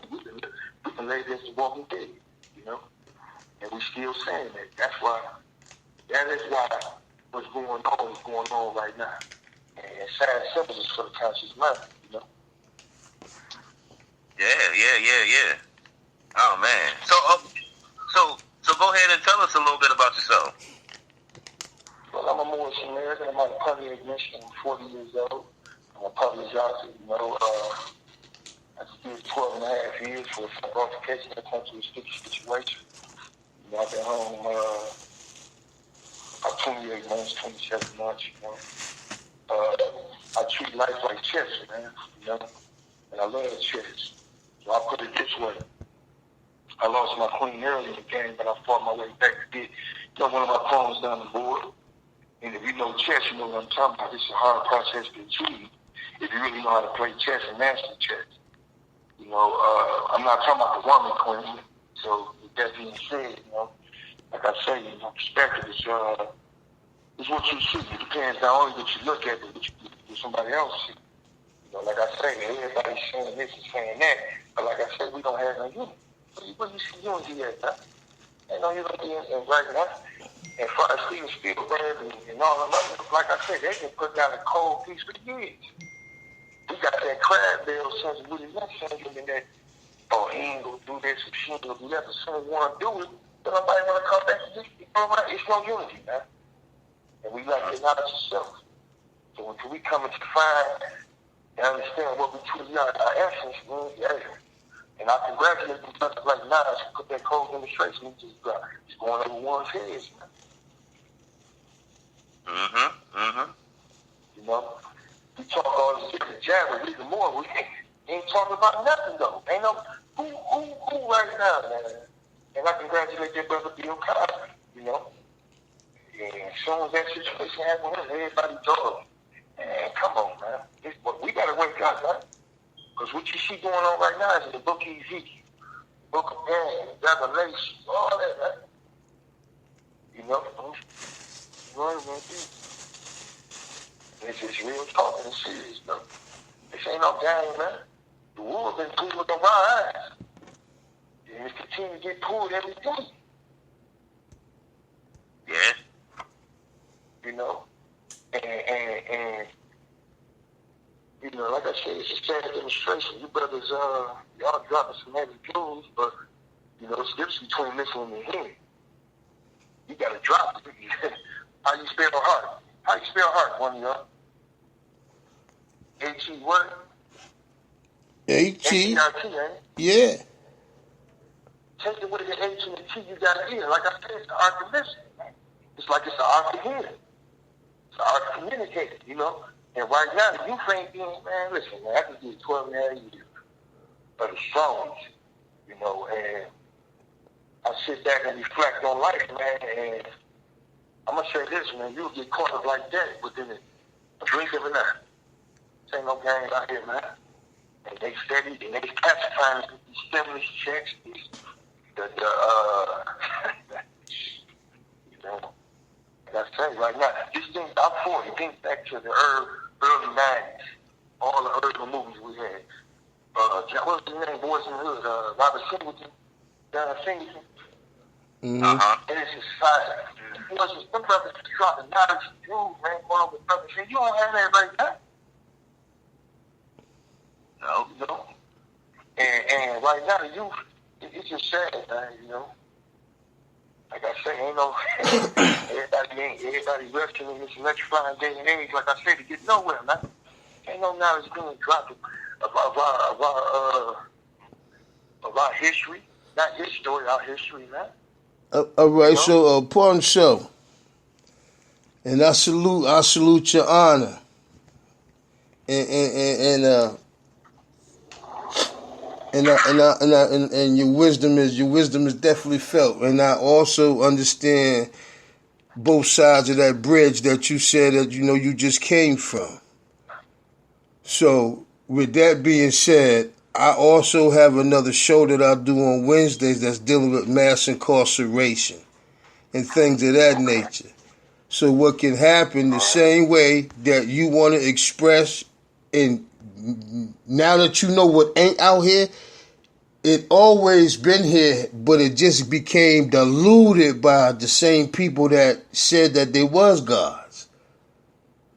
A lot of the people that had knowledge of self started turning into some funny money stuff. It is what it is. So I'm with you 100%.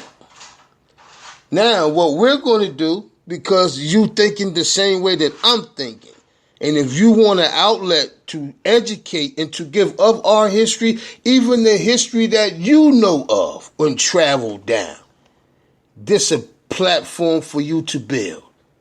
You get my math and my squares from Anthony, or you can call me the same way you call that number. It's going to get you directly to me. And me and you will set up a situation to where you can educate and build and bring whatever you want to bring to a mass of people. And whoever deal with you, from the brothers that's incarcerated and out, we can also help to when they get out here, because being out here is definitely different than when you went in and things of that nature. It's designed for us to be caught up in this maze. They don't want you as an alpha male. No, they don't. They don't. And like I said from the top, as I said in the beginning, this electrifying age, one's is racing to get nowhere. Without knowledge of self. And like I say, it's not that we just been disconnected, man. We just been disconnected. That's all it is. We been disconnected by European ideology, slave ideology, and all that before. But I'm gonna say this, man. We gotta uplift all of humanity. Now we have the queens, who make us shine like the S-U-N or the S-O-N, but also the youth, the children. That's who we're in for right now. The children, man, look what they saying going on, man. Yeah, but look, but I hear you. But look, this is what everybody is deceived by. Go look at everybody this is what everybody is deceived by. Go look at the music. Children are following and imitate those of the music. Those ain't white people. Pawn shop, King, pawn shop. Those ain't white people. Those are our own brothers. Now, go and get all of those brothers that have the money that they have. And you go to your organization and you tell me, when have any of those brothers looked down back at your organization and say, this is what we are giving to y'all for Psychot, based on what y'all have did in the community? They don't do it. So what it is, us trying to save the babies, is us fighting against us. It ain't us, it's us. I mean, we speaking the same thing, Like I say, right now, y'all got to, whether you on the street corner, jail cell, prison cell, whatever. The thing is communication. It's an art to it, just like it's an art to listen in the head. But y'all have the outlet right now, you dig? And, right now, like you said, in the entertainment industry, Hollywood, whatever. You know who control that, the masses and all that, not us. But we are the main weapons of drugs of choice. And when I say drugs of choice, I'm not talking about these pills for the present. I'm talking about our livings, our culture. That's that they've been getting off on. But this is the thing, man.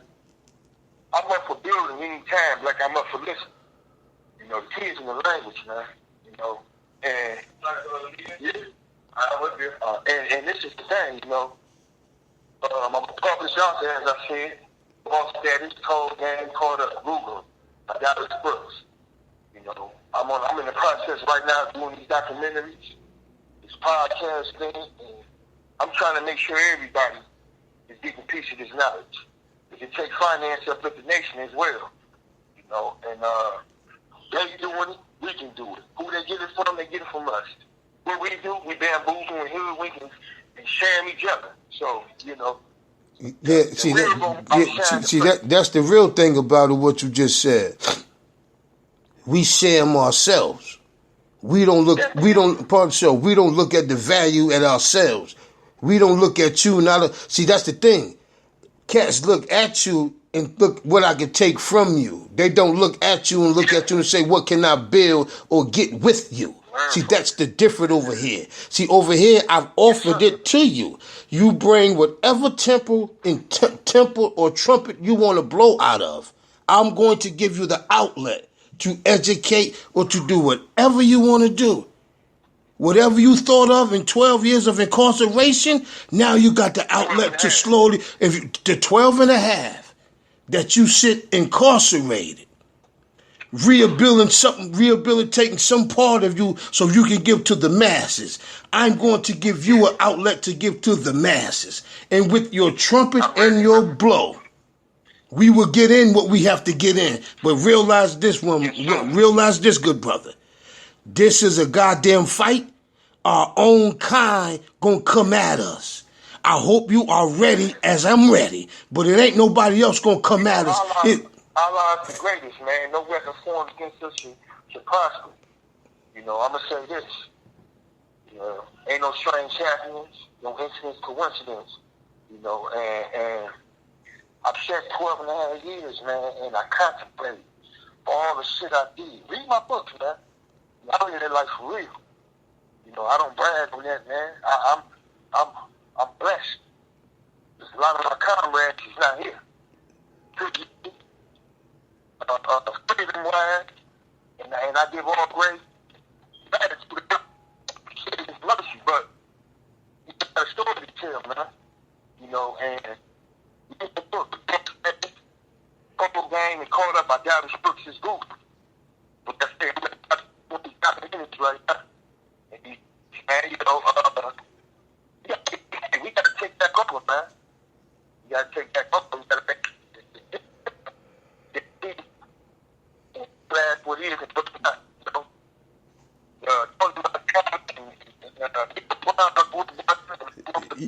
You got to fix your phone, brother. You got to fix your phone. Your phone going, you going in and out. Okay, can you hear me now? Yeah, a little better. Go ahead. Yeah, man, we got that voice, man. We got that voice. We gotta put it down, man. You know, well, good, brother. You just another brother that's coming along on this train called the Universal Will of Life. I've been putting it down. Yes, sir. I've been saving. My thing is this. Yes, sir.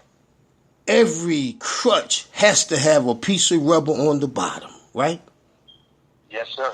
Brothers don't want to be the rubber because the rubber has to be changed. And you think the stick gonna stay the same. I want to be the Achilles heel. See, niggas don't want to be the Achilles heel. They want to be the brain. They want to, it ain't about, be the Achilles heel of the problem. Be the root of the problem. Then you know how to go clean the cavity. Don't skip to the filling. So again, good brother, like I say, good brother, anytime you want to talk about the mass incarceration and what you've been through, things of that nature, what you're doing moving forward in regards to rehabilitation, again, I have a show on Wednesday called B&B Fly, dealing with mass incarceration and the mental health in the urban community. On Saturday, I also have another project dealing with domestic violence and mental health. Because no matter what we go through,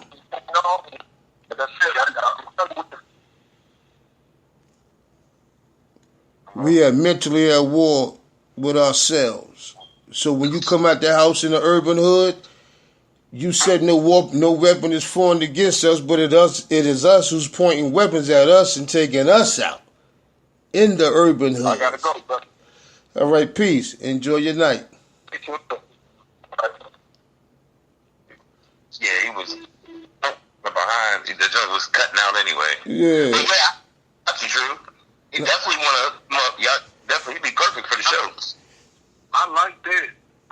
With what message he delivering, and I would like to be able to listen to that show because I got some homies that's incarcerated as well, and I would like them to be a part of it because, you know what I'm saying, they getting out, going back in, you know what I'm saying, they need a better direction to life. The same way, I just said that to him, the same way you called up, you do the same thing on Wednesday. If you can't remember, I have Anthony to get into your squares and let you know, because this is what this is about. I hear what he's saying, but he talking coming from behind the walls of 12 years of not seeing life. Yeah. See, what he gonna have to realize, as soon as somebody put a bag of money in front of his face, do he got that same goddamn energy? That's what he got to ask himself. Right about this. Do he got the same energy when somebody put a bag of money in his face? Do you forget about the kids? Do you forget about everything because now you ain't got to catch the Uber. You ain't got to catch the bus. You ain't got to depend on this. See, being incarcerated, you still could be free but have an incarcerated mind. Yeah. Do you know how many people are in prison mentally without the bars? And you take your frustration out on who you think or deem is weak around you? We become professional liars to the people we so-called love. Ain't that something to think about? Think about that. The person you love, you lie to so easy. What part of love is that? Or is that lust taking a bath with your love? Because love spelled backwards is evolve. Are you constantly evolving in whomsoever life? Something to think about, right? Yeah. So, Dang, man. Yeah, so, like, hook them up with the music. That's why I say we go ahead and get the map so y'all can talk as far as the music, and he go come up with the show for the incarceration, because, like you said, no, maybe he like I said to him, not to cut your wisdom, I'm going to send you 2 tracks, and you put it in their box, and then you let them respond to you.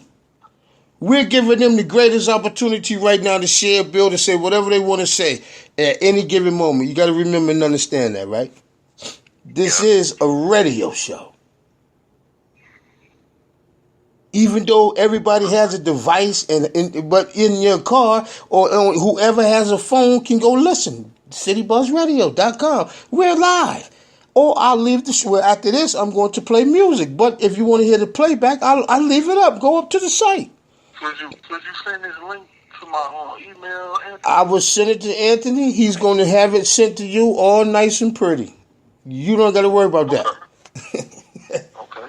You don't have to worry about that. What we do is branding 101. This is business 101 at its finest. He specializes in movies. You want the real? He's going to give it to you. You want to know a little bit about managing music? I'll lean on you. I'll lean on you. But it's all about us aiding each other. I understood the brother energy. Yes, I do. I love that energy.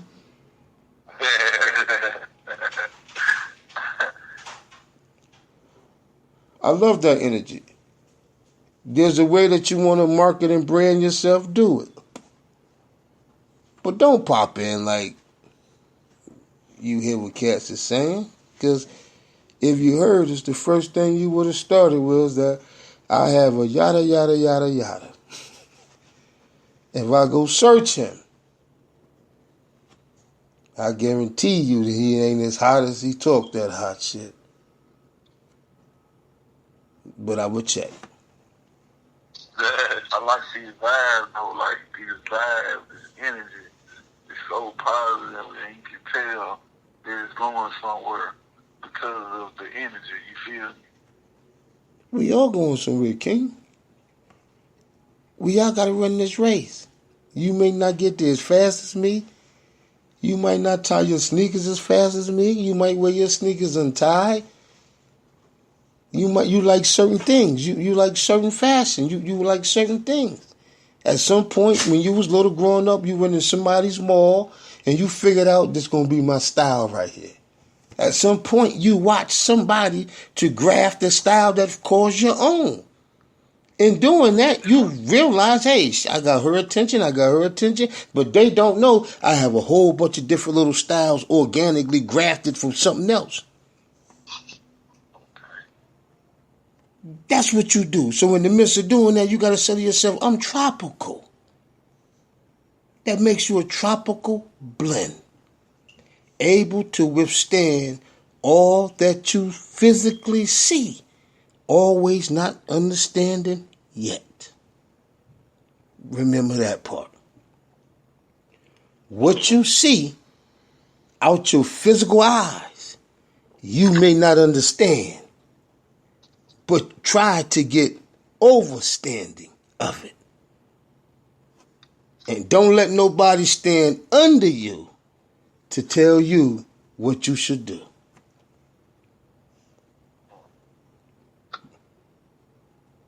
Remember that.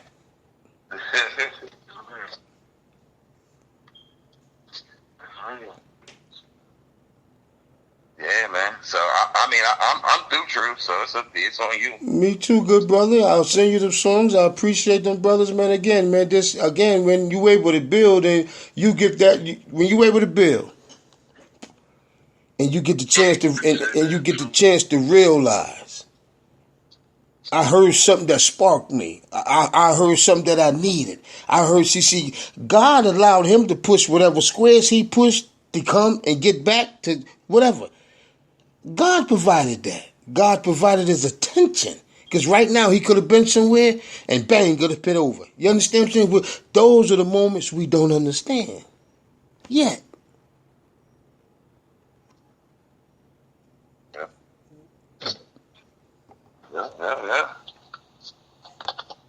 Yeah, but great build like always, man. Yeah, man, like I said, God, we put this together with patience. And it's going to do what it do with patience. We're going to continue to allow itself to grow with patience. We organic people who care about organic people. And again, I appreciate you, brothers. As always, it's fruitful. But the number one thing is you got something from it that you can say when you hang up, I got something from that. That I like. That I'm going back to. That I'm bringing some people to. That I'm going to get shorty. That I'm going to get this. Then you figure out a maze how to build your own YouTube page. Then you figure out, okay, I can use the radio outlet. Then the YouTube. Now I'm popping 5.